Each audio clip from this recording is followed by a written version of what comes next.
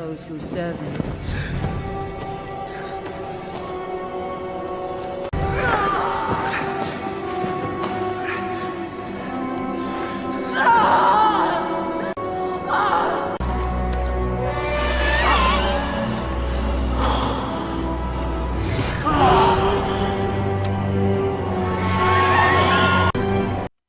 E agora eu te pergunto, isso foi magia ou foi um feitiço?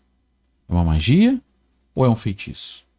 O Stannis Baratheon na história, ele estava muito influenciado pelo Melisandre. E isso, muita gente, né, brinca comigo sobre a ideia de ele estava enfeitiçado.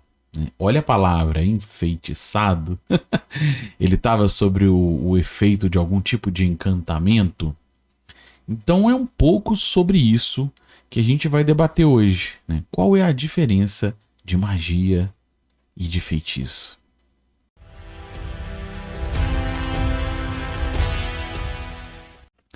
Salve aventureira, salve aventureiro, bom dia. Eu sou o Kiral e hoje eu desenrolei aqui esse pergaminho para a gente trocar um XP sobre isso.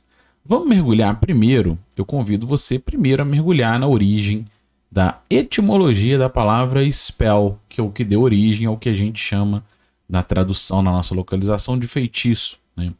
Então, o spell no inglês ele pode ser interpretado como soletrar ou como feitiço. E se a gente olhar o soletrar, ele tem a raiz no inglês arcaico, que provavelmente se desenvolveu do anglo-francês, né? Espelier, que vem também do germânico, misturado com o germânico, spelling, né? Que significa alguma coisa como se relacionar ou conversar. Então tem um pouco disso. E no inglês moderno, essa palavra significa alguma coisa como ler devagar, né? Soletrar, letra por letra. Tem muito a ver com isso, com essa ideia de soletrando. Inconstitucionalissimamente.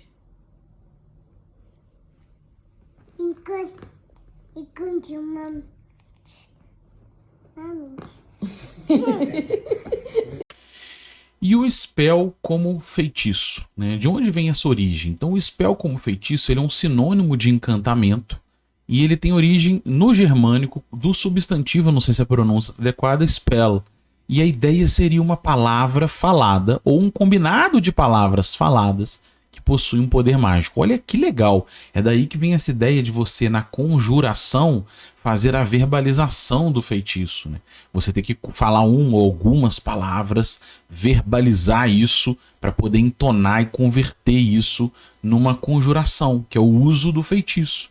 Então vem muito daí essa ideia do uso de pergaminhos mágicos com palavras mágicas, né? De escrever no livro essas formulações, tem muito dessa raiz. Mas se você falar, ok, isso é então o feitiço, mas e a magia, né? Então qual seria a diferença de um feitiço para uma magia? O que seria magic? Ou o que seria magia? Pegou bem na bola, ele bate muito bem na bola. Onde ela ia, amigo? Que defesa do Rogério. Então uma das formas de a gente olhar isso é que por trás dessa ideia houve já uma era em que a magia estava permeada pelo mundo na forma de entidades, na forma de uma força bruta. E ela ainda se faz presente. Ela está presente no canto de uma sereia. Ela está presente num dragão, na criatura dragão, na sua capacidade de fazer a sua baforada, voar, nessa própria energia mística que é essa criatura. É uma das criaturas mais marcantes do nosso estilo de jogo, mas ela também está presente na imortalidade de um vampiro. Então a magia está aí, ela está enraizada no mundo e nos entes que a gente tem na natureza, nas formas, nessas formas de vida místicas, né? Então isso seria magia, ela está permeada em tudo. E o feitiço é uma forma de você conseguir converter, memorizar, aprender e converter um pedaço, um fragmento dessa energia para usar isso como uma magia, né?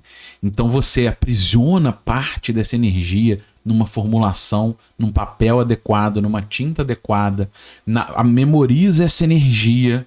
Quanto você consegue memorizar tem a ver com o nível do personagem. E você, uma vez que está armazenada essa energia, você vai fazer o ato de conjuração, que é o uso do feitiço. É uma forma de você usar magia. É mais ou menos por aí que a gente aborda, que eu interpreto e que eu uso em mesa, né? Vem muito disso, de usar a feitiçaria. É uma forma de usar a magia, né? De converter poder, né? De fazer a magia. Então tem muito a ver com isso. Mas e daí? Né? Aí você pode falar, tudo bem. Então a gente entende que magia é uma coisa ampla. Ela provavelmente, né, uma das formas de você abordar na sua mesa é que estudiosos, eruditos, né, pessoas sábias imaginam que o mundo em outras eras já foi um mundo extremamente mágico. Há ainda fragmentos, há ainda criaturas mágicas, há ainda itens mágicos, há ainda um pouco desses fragmentos espalhados por aí.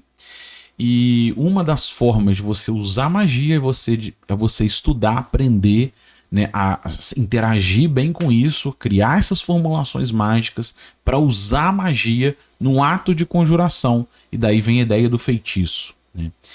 Tá, mas e daí? O que isso muda no jogo, né?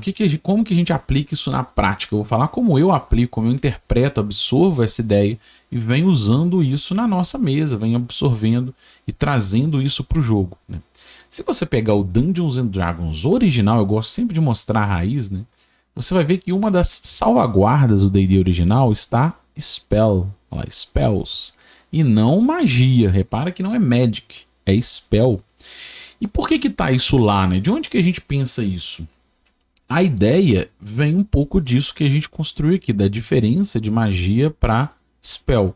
A baforada de um dragão, por exemplo, o olhar petrificante de um basilisco, né? Ou olhar para uma medusa, são efeitos mágicos.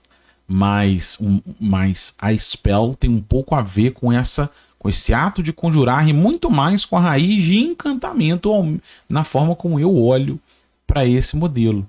Então, se a gente pegar fichas, né, modelos um pouco revisados, um pouco melhorados em relação ao original, em que você já coloca o Turn to Stone e Paralisia na mesma raiz, né, mas é uma ficha aqui dos anos 80, que já é uma revisão do modelo original. Eu vou dar um zoom aqui nas salvaguardas. Ó.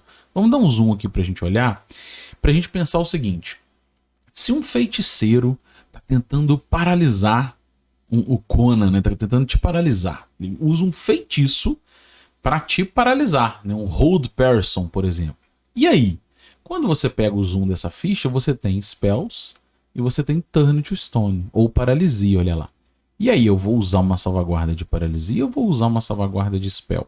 Então, nesse modelo das salvaguardas, ainda há ruídos em que qual seria a melhor ferramenta para eu usar. Isso não é grave, porque num jogo que se preza como uma proposta ferramental, você na hora vai pensar qual é o mais adequado e vai usar. Mas quando eu estou revisando, estou olhando para essas ferramentas, estou tentando aprimorar isso para melhor usar na minha mesa e para num futuro próximo conseguir converter isso no D20 de RPG, como que eu interpreto essa ideia? Como é que eu olho para isso e traduzo isso e trago isso para a gente aproveitar no meu olhar melhor essas ferramentas? Então, se a gente lembrar que o spell ele tem um modelo de soletrar, de vir da palavra, né, de spelling, mas ele tem uma raiz germânica que vem como feitiço, e que isso é um sinônimo de encantamento, olha lá, um sinônimo de encantamento. Quando a gente pensa nesse modelo, eu olho para essa raiz, e aqui tem hoje como está, né? Eu sempre mexo, mas como está hoje a fichinha do D20 de RPG quando sair.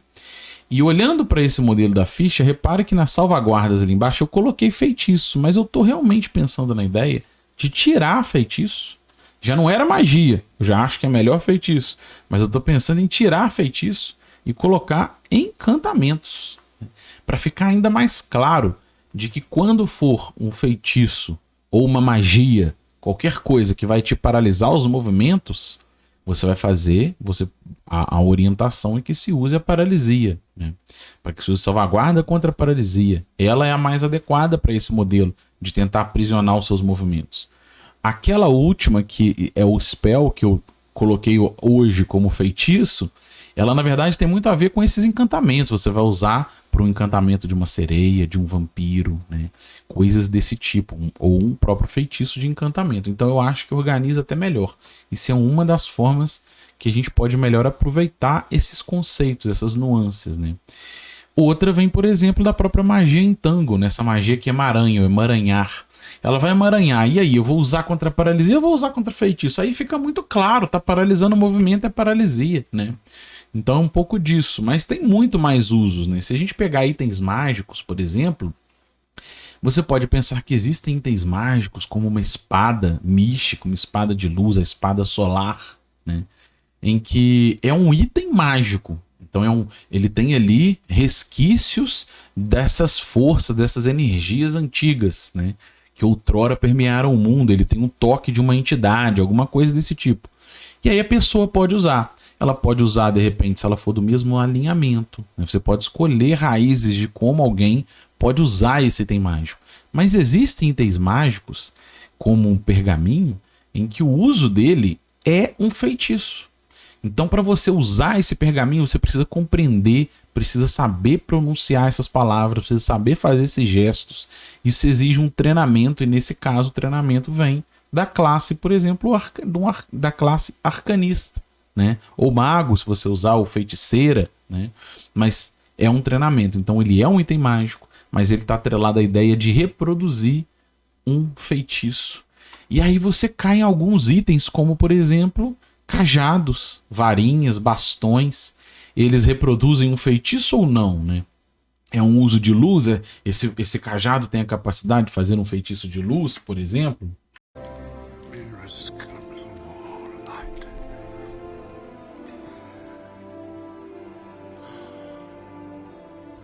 Behold, the great realm of the dwarf city of Dwarrowdale.